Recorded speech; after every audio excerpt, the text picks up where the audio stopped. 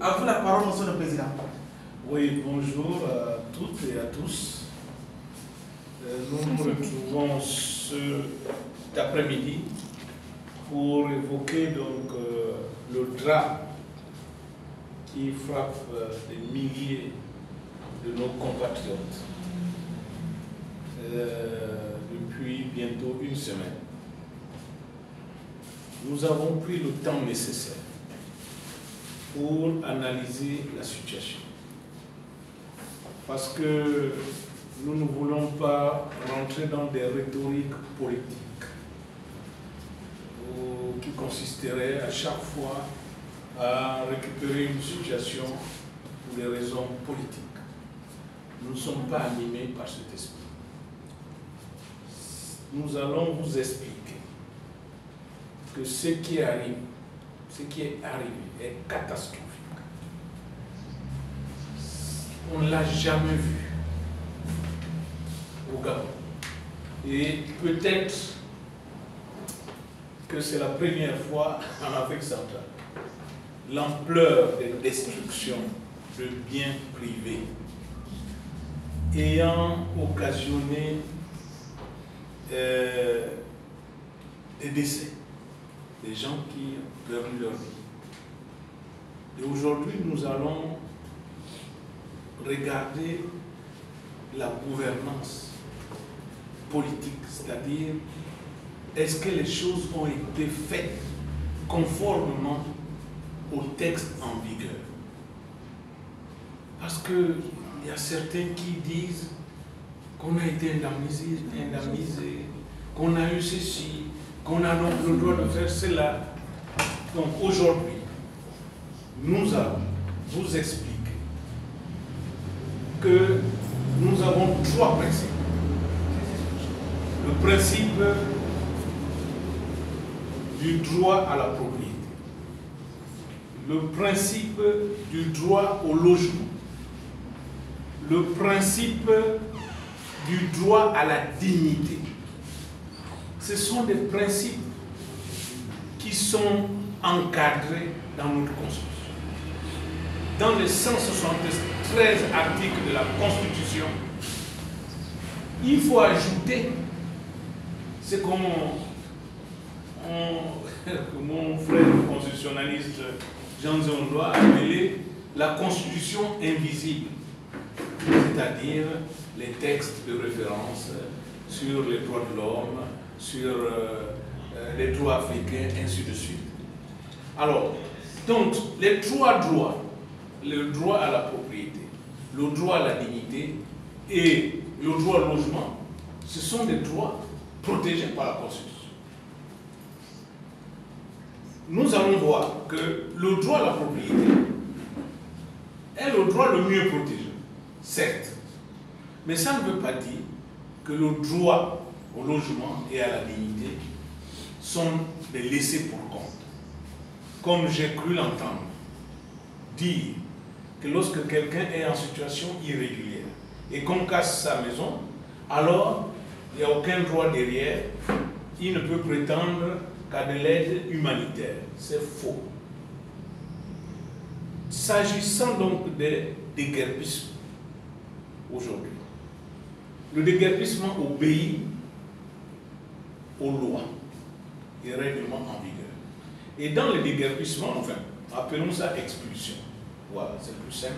Parce que dans l'expulsion, nous aurons les expulsions légales qui relèvent, qui sont encadrées, on va dire, et des expulsions qui ne sont pas encadrées. Toute expulsion doit obéir à des textes. Si vous avez un titre de propriété et que vous voulez expulser les occupants illégaux, vous n'allez pas vous réveiller un bon matin avec un engin et détruire les occupants illégaux. Non. Vous vous adressez à la justice et il y a toute une procédure.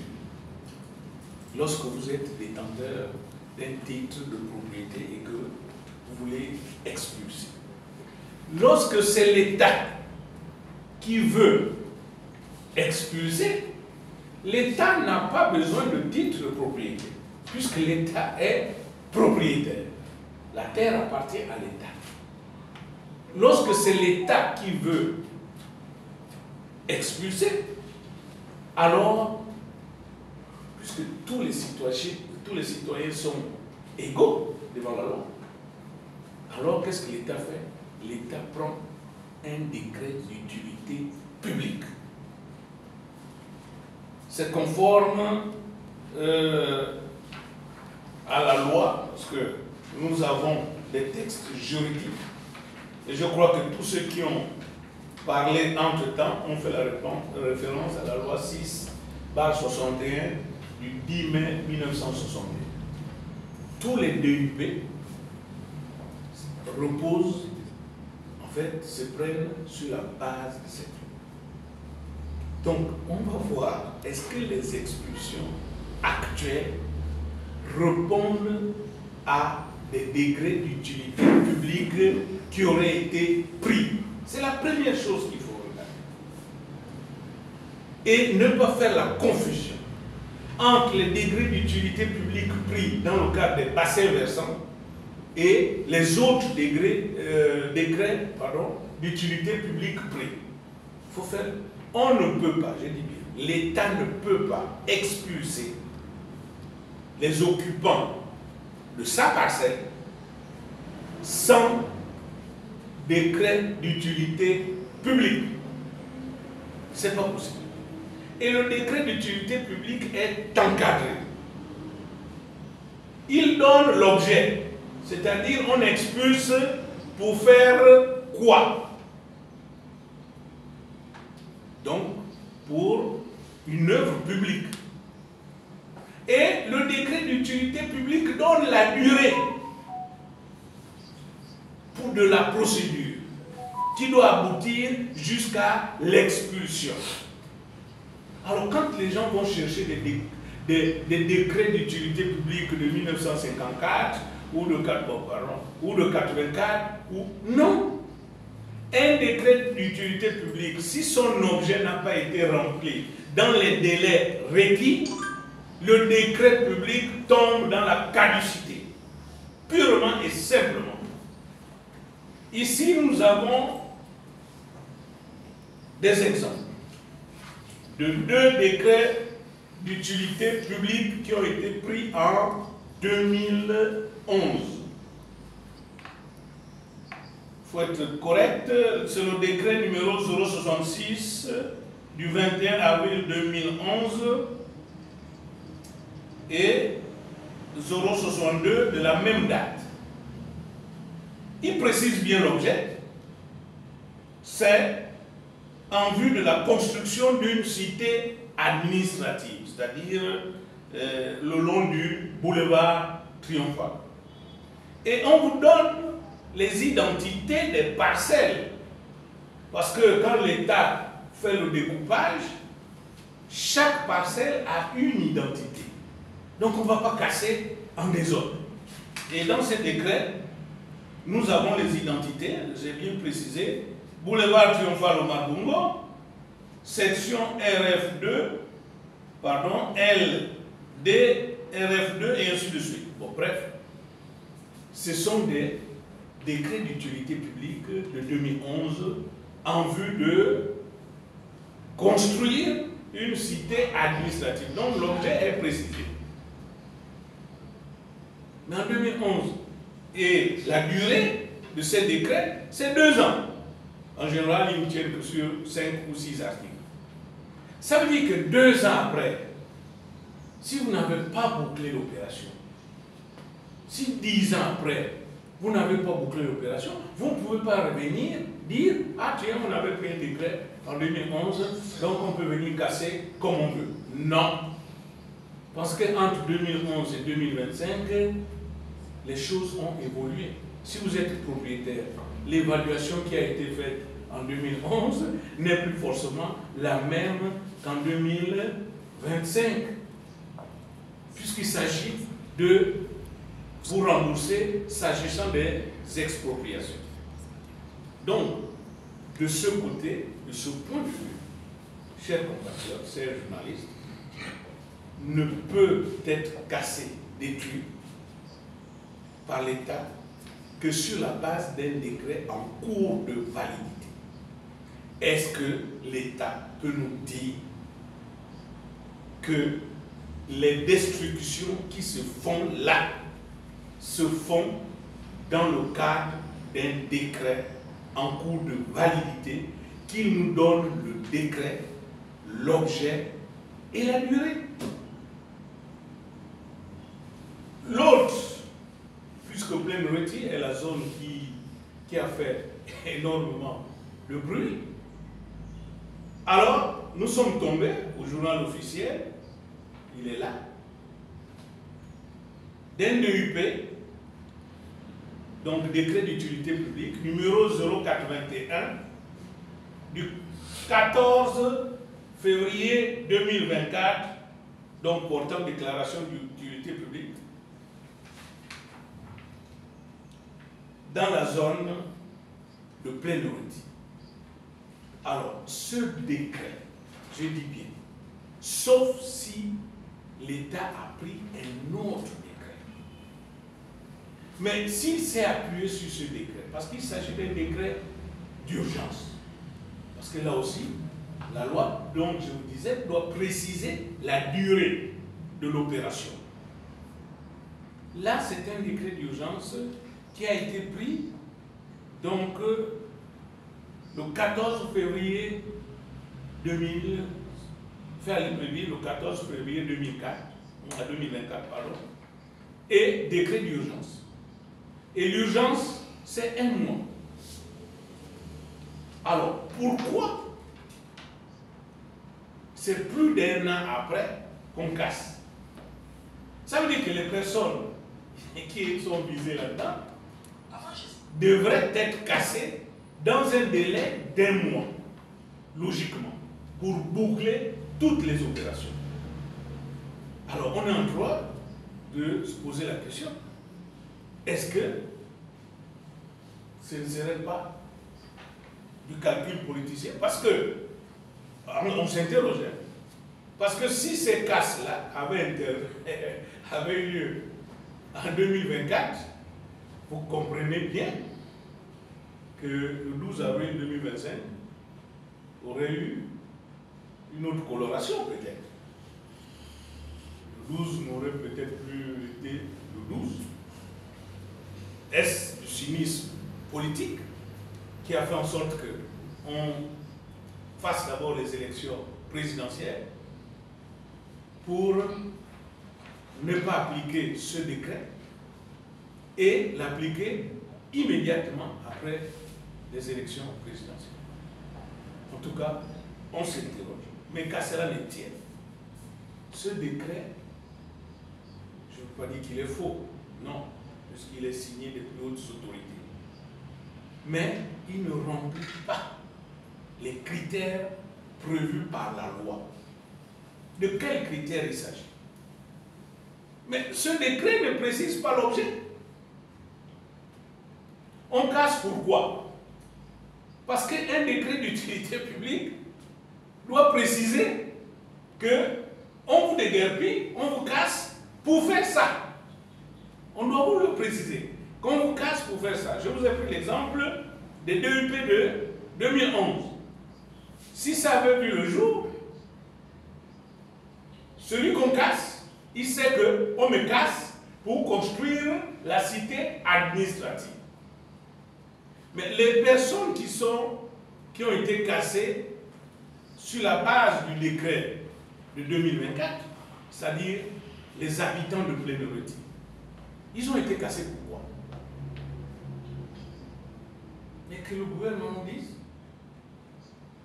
On les casse pour construire quoi? Parce que le décret doit dire pourquoi on expulse les Gabonais. Parce que les Gabonais ont le droit. Et ce décret encore plus grave, non seulement ne dit pas l'objet, mais il dit tout simplement à l'article 2, et ce qui est très grave, je lis, est déclarée d'utilité publique l'occupation par l'état de la parcelle numéro 117, section PA du plan cadastral de Libreville, issu du titre foncier 19 912 d'une superficie de 200 247 mètres carrés au lieu dit Plénoriti. C'est ce qui est écrit. Ça veut dire qu'on est en train, en réalité, on est en train de déguerpir le propriétaire du titre foncier numéro 19 912. C'est ce que ça veut dire. Hein? On est en train d'exproprier, puisque il y a un titre foncier. On vous donne le numéro du titre foncier. Ce titre foncier appartient à qui? Il faut que l'État nous dise. Donc, c'est le propriétaire de ce titre foncier qu'on est en train d'exproprier, en fait. Mais la réalité sur le terrain, c'est des milliers de Gabonais qu'on est en train d'exproprier. Oh. Et après, on dit que ceux qui ont des titres fonciers sur cette parcelle, qu'ils viennent se déclarer. C'est pas ce que le ministre a dit. Le ministre de l'urbanisme, il a dit, je crois, que ceux qui ont des titres fonciers sur la parcelle, qu'ils viennent se faire connaître. Mais puisque le décret dit que on est en train d'expulser le propriétaire du titre foncier numéro 19 912 d'une superficie d'un peu plus de 20 hectares. Alors, de deux choses l'une. Parce que, comme je vous l'ai dit, l'État, normalement, il est le propriétaire. Il n'a pas besoin de titre foncier. Puisqu'il est le propriétaire de la terre. C'est pour toi. C'est nous qui avons besoin des titres de propriété que l'État doit nous céder, puisque c'est l'État le propriétaire de la terre. Donc, il faut que l'État nous explique. Est-ce que, finalement, c'est le propriétaire du titre foncier là, dont on ne connaît pas, qui s'est servi de l'État pour déguerpir les habitants de Plénoriti, ou c'est l'État qui est en train d'expulser un propriétaire dont on ne connaît pas l'existence.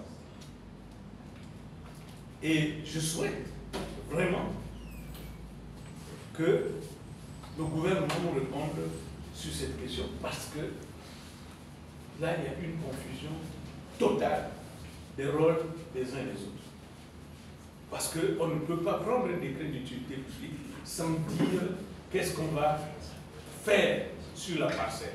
Qu'est-ce qui va être construit là où on est en train d'enlever les Gabonais. Parce que derrière aussi, il y a une forme de conformité. Le juge administratif peut passer après pour vérifier si l'objet du DUP a été respecté. Donc, sur cette question,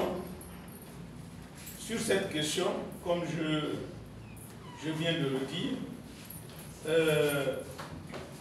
ceux qui sont protégés, certes, mieux protégés, on va dire, c'est ceux qui ont des titres de propriété. Donc, ceux qui ont des titres fonciers. Mais, dans la mesure où l'accès au logement et la dignité humaine se croisent, c'est-à-dire que lorsque quelqu'un n'a plus, lorsqu'on détruit le logement de quelqu'un, donc cette personne, en fait, sa dignité est mise en cause. Et à ce niveau-là aussi, ce n'est pas de la charité. Je crois que c'est une loi. Je vais trouver les références de 81 qui protège les déguerpis. cette loi, je vais vous donner les références exactes, qui protège les déguerpis, ne doit pas faire croire que c'est de l'humanisme, que c'est parce que on veut être humanitaire que nous allons essayer de reloger les intéressés. Parce que c'est une loi qui met à la disposition des déguerpis des zones de relogement.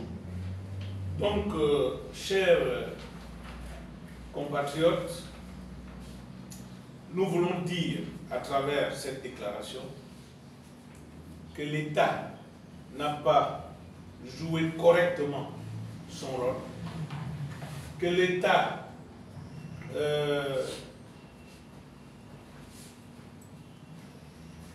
n'a pas joué correctement son rôle et que l'État, dans cette affaire, je dis bien dans cette affaire, n'a pas respecté les textes. Parce qu'il appartient à l'État. S'agissant de, c'est l'article 22 de la loi du 8 juin 1981 qui fait référence donc à la création des zones de relogement s'agissant des déguerpis. Je dis bien des déguerpis, parce qu'il faut faire la différence entre celui qui est déguerpi et celui qui est exproprié. Donc il faut faire la différence entre les deux notions. Donc, pour notre part, nous pensons que l'État a usé de l'abus d'autorité, du trafic d'influence, parce que dans le cas de Plaine Reti, des zones d'ombre persistent. Est-ce que c'est l'État qui vient au secours du propriétaire du titre foncier, dont je vous ai donné les références tout à l'heure? Est-ce que c'est l'État qui vient au secours du propriétaire du titre foncier en question pour déloger les Gabonais, pour que le propriétaire de ce titre foncier puisse jouir de son titre foncier qui fait à peu près 20 hectares? Ou bien est-ce que c'est l'État qui est en train d'exproprier le propriétaire du titre foncier dont on a donné référence, sur lequel des constructions illégales étaient faites? Donc, mais si l'État exproprie le propriétaire du titre foncier, l'État devait nous dire qu'est-ce qu'il va faire à cet endroit. Mais l'État ne nous dit rien. Et il ne suffit pas de le dire à la télé. Il ne suffit pas de le proclamer. Il faut prendre un texte. Et en l'occurrence, c'est un décret d'utilité publique. Donc, toute casse, toute destruction devrait se faire sur la base d'un décret d'utilité publique. Et que lorsque le décret, le temps dans le décret est dépassé, parce que vraiment c'est important de le savoir, lorsque le temps dans le décret est dépassé, alors il y a la caducité. S'il le faut, il faut reprendre la procédure. Donc, malheureusement, chers compatriotes, nous sommes dans une situation où, dans un pays normal, c'est l'État qui est devant, les populations sont derrière. Mais nous sommes dans un pays anormal, où ce sont les populations qui sont devant, c'est-à-dire qui construisent, qui font des choses. L'État est derrière, et pour des raisons de foi inavouées, l'État arrive pour exproprier ou alors pour déguerpir les Gabonais et les priver de logement. Chers compatriotes, on est propriétaire lorsqu'on a un titre foncier. cette affaire devait interpeller tous les Gabonais. Partout où ils sont, même au village. Oui, ça doit interpeller les Gabonais. Est-ce que nous sommes détenteurs d'un type de propriété là où nous habitons? Parce que sinon, à tout moment, on peut nous enlever de là où on est. Parce que il semblerait que le déguerpissement va se poursuivre dans d'autres quartiers. C'est ce qu'on dit. Mais que l'État fasse un travail de communication. Personne n'est contre le développement. Personne. Mais que les choses soient correctement faites. C'est-à-dire que l'État publie, par une campagne aussi de sensibilisation, les DUP sur lesquels se reposent les destructions qui vont être faites. Que l'État rende les procédures transparentes, y compris même les dédommagements quand il y a là, sans dire les montants. Donc, on a besoin de transparence pour que les choses soient clairement faites. Donc, vraiment, nous attendons. Il y a beaucoup de zones d'ombre. Nous attendons que l'État nous dise, purement et simplement, qu'est-ce qui se passe réellement à Plénority. Qui est le réel détenteur du titre foncier de près de 20 000, enfin de 20 hectares, à Plénority. C'est qui le détenteur de ce fameux titre foncier? Est-ce que l'État est en train de se mettre du côté des particuliers pour les intérêts des grands lobbies au détriment des intérêts des Gabonais? Point d'interrogation. Mais l'État doit nous répondre à ce sujet. Et pour les autres déguerpissements qui vont arriver, que l'État communique, qu'il nous donne les différents décrets d'utilité publique sur lesquels vont se reposer les destructions à venir, en retenant toujours que si on a pris un décret d'utilité publique sur une durée de 2 ans, alors toutes les opérations doivent se faire dans cette durée. Et qu'on ne confonde pas les bassins versants avec les autres déguerpissements qui n'ont rien à voir. Mais nous voulons quand même exprimer notre inquiétude. Parce que avoir un tel drame, à peine 2 mois après l'investiture du président, sincèrement, nous avons tous les raisons d'être inquiets. Et de dire, il nous reste 6 ans et 10 mois, alors attachons les ceintures. Je pense qu'il y aura de la turbulence qui arrivera. Mais si c'est une turbulence légale, nous serons d'accord avec la légalité et nous combattrons l'illégalité par tous les moyens. Je vous remercie.